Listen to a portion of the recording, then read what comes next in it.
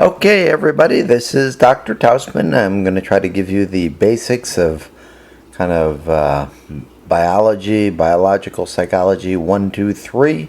I have mapped out some pages in the book that may be useful. Take the outline that I've put together here for you and basically you can take the outline and basically add in your own words some details and some ideas that really reflect what I'm talking about with this agenda. Actually I'd call it an agenda, maybe not an outline. So let's actually start with some philosophical issues in biological psychology.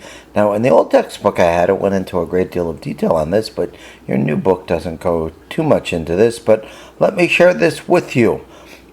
Basically, one of the big philosophical questions is there a link between mind and body? Now, most people now believe the answer to that is yes. That's why we take biological psychology. But back in, many hundreds of years ago, a fellow by the name of Descartes believed in something called dualism. And in dualism, you believe mind and body are completely separate entities. And so basically medical doctors got to do research on the body. People like psychologists, spiritual peoples, and healers, and that type of thing. Religious people studied the mind, and they were considered separate. There wasn't really a relationship between them.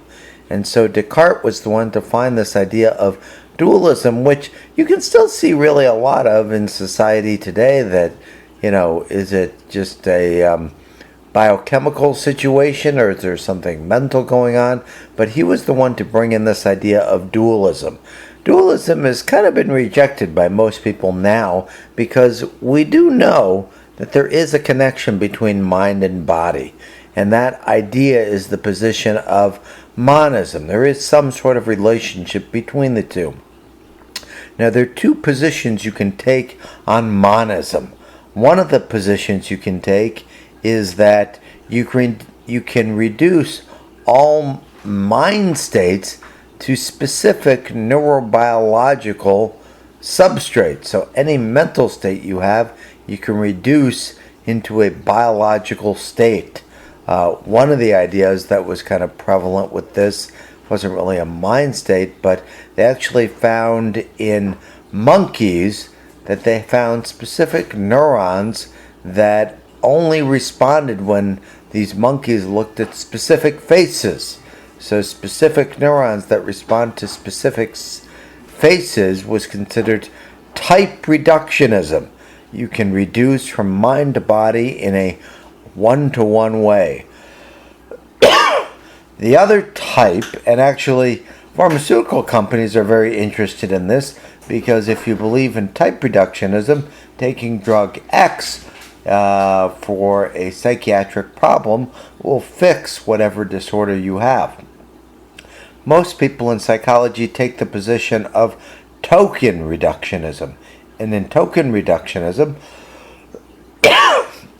sorry about that, little cough there.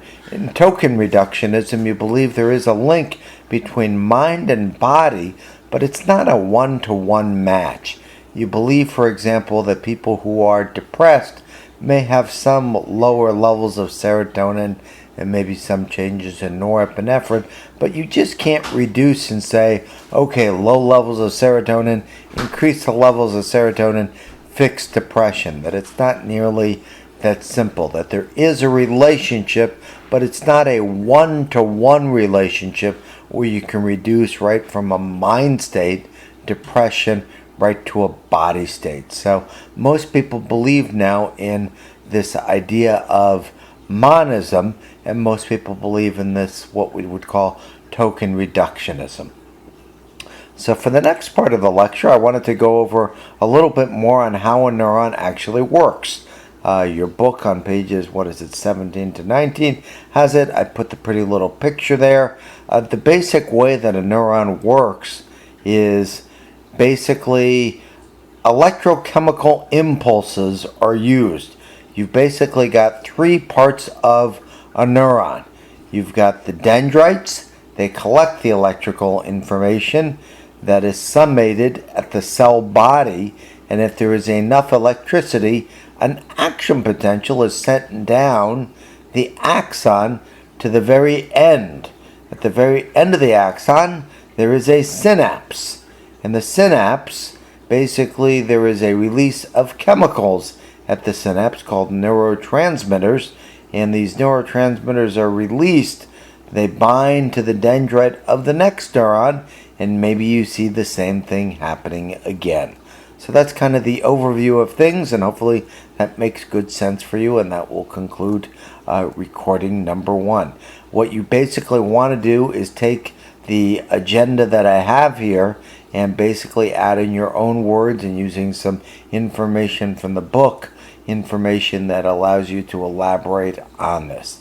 You'll be graded basically in terms of not just having notes, but really forming a good outline of this material, having stories to tell, detailed outlines. You can type some text in as well. You can send me drafts. I'd be happy to look at these things, and that's what we want you to do. So that is recording number 1. Thanks. Bye-bye.